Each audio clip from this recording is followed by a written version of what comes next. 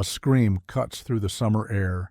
In an instant, strollers are overturned, soda cups hit the ground, and a mother shrieks as a toddler disappears over the railing. From 20 feet up, the boy falls, limbs flailing, before hitting the hard dirt floor of the gorilla enclosure with a thud. Panic explodes. Visitors scatter. Phones go up. Zoo staff sprint into motion. Inside the exhibit, the troop goes still. And then, movement. From the shaded rocks near the back, a massive silverback female rises. Her name is Kaye, an imposing matriarch with a streak of gray down her back and fire in her eyes. She moves fast. "Kayle's moving," shouts Ben Tran, the junior keeper, into his radio as he races along the upper perimeter. "Get everyone out of the viewing deck, now," barks Tara Cole, the senior primate handler. Her heart is already pounding. The boy, Eli, 3 years old, lies face down in the dirt, unmoving. Kaye doesn't hesitate. She bounds forward, scattering 2 juveniles in her path. Dust kicks up. The troop shifts uneasily as she approaches the fallen child. "She's gonna hurt him," someone yells from the crowd. But Kaye does the unthinkable. She stops, lowers herself to all fours, sniffs. Then, with shocking gentleness, she scoops the child into her arms. Gasps ripple through the crowd. Tara watches from the staff bridge, frozen. Kaye cradles Eli close to her chest like an infant. His small head rests against her shoulder. He doesn't move. Ben's voice cracks through the radio. "Do we intervene?" "Not yet," Tara says, eyes locked on the silverback. "Let's see what she does." But the troop isn't finished. 2 sub-adult males approach from the side, curious. One hoots sharply, another inches closer, puffing his chest. Kaye bares her teeth, low and guttural, and shifts her body, shielding Eli with her back. She grunts, deep, commanding. The males hesitate. Then one of them lunges. Kaye roars and swings, slamming her shoulder into him with terrifying force. He tumbles backward. She doesn't flee. She doesn't drop the child. She plants her feet, one massive arm curled around Eli's body, and glares down the troop. "She's protecting him," Tara whispers, barely believing it.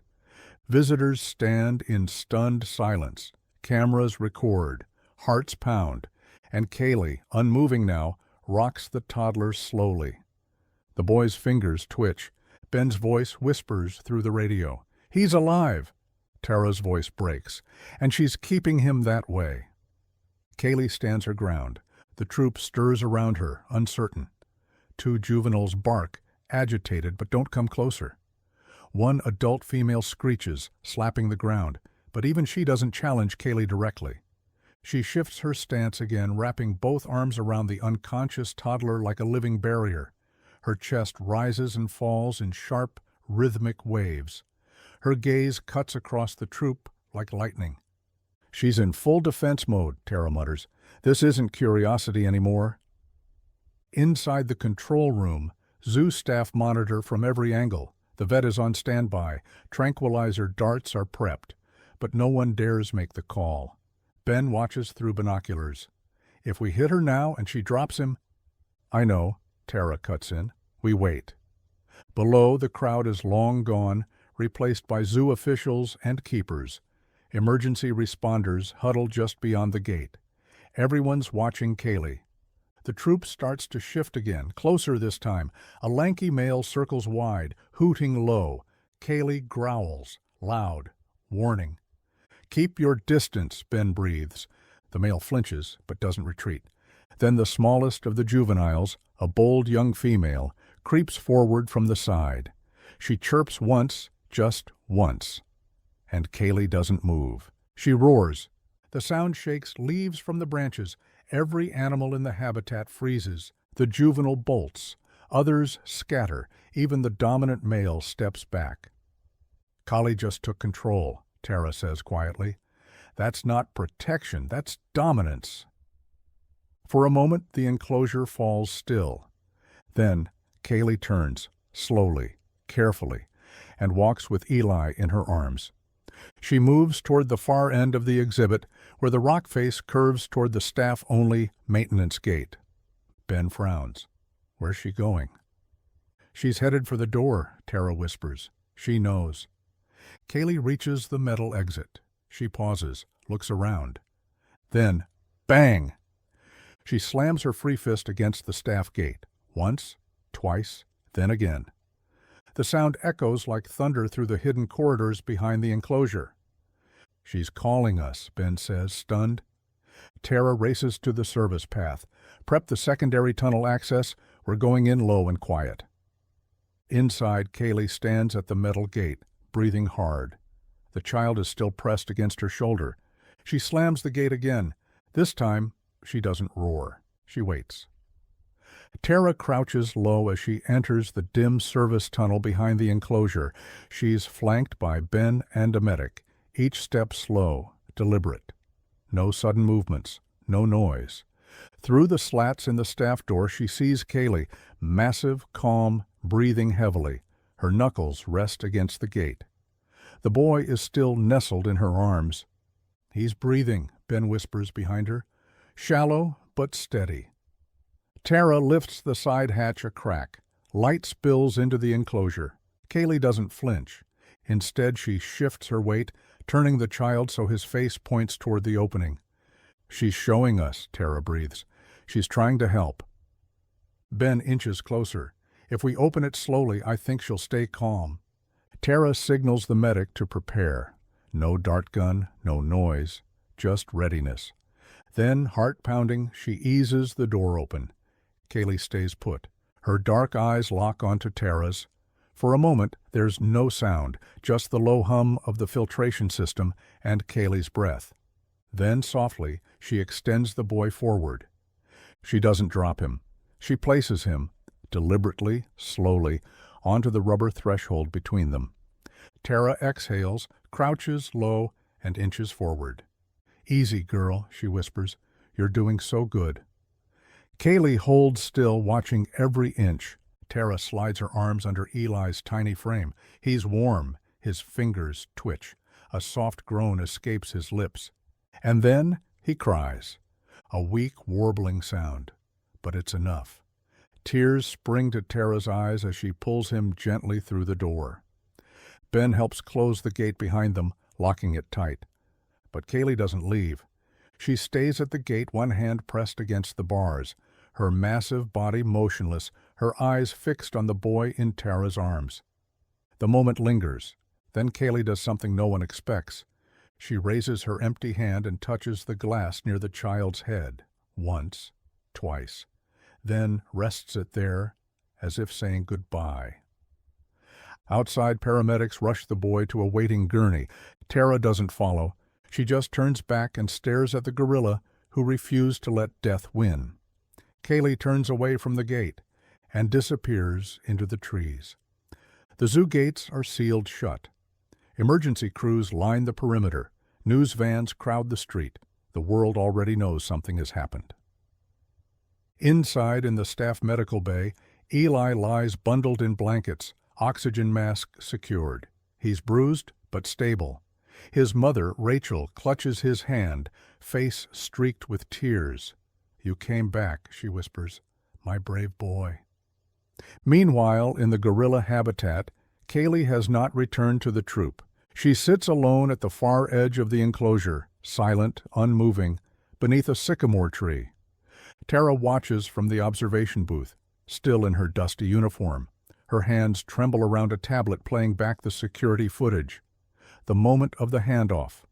The way Kaye placed the boy down. So precisely, so carefully. She knew, Tara says aloud. She knew exactly what she was doing. Ben walks in, holding a paper cup.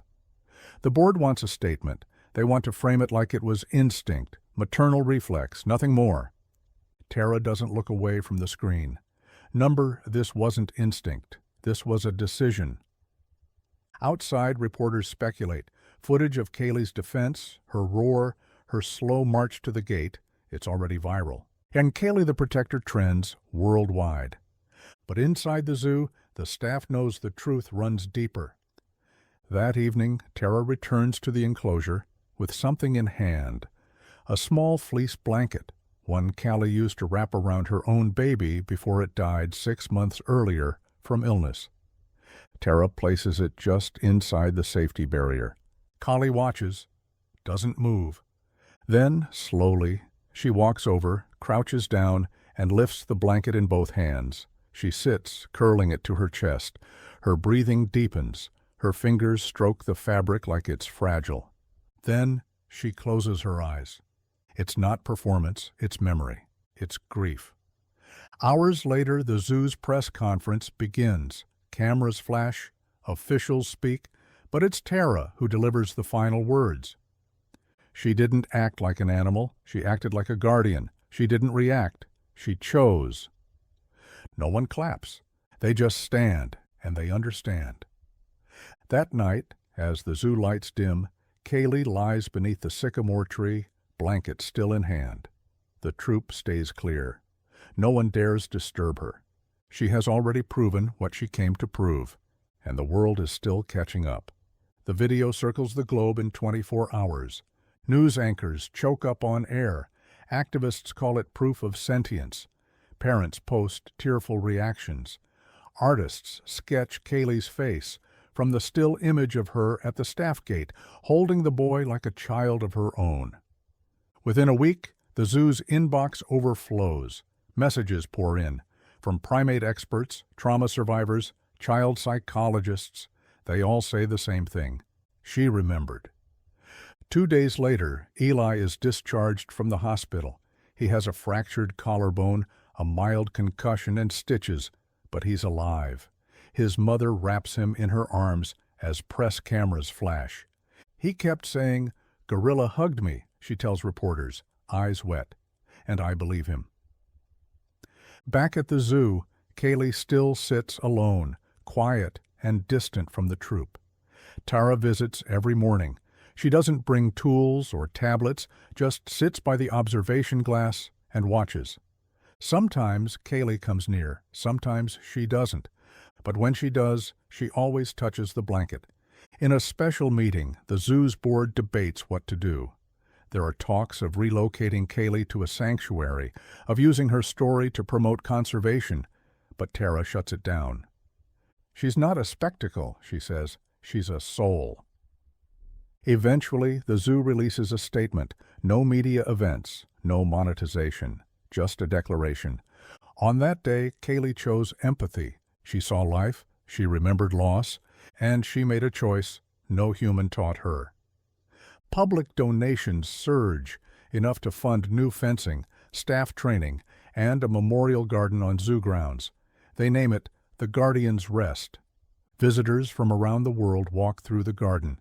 In the center, a bronze sculpture of Kaye holding the child, not in fear, but in grace.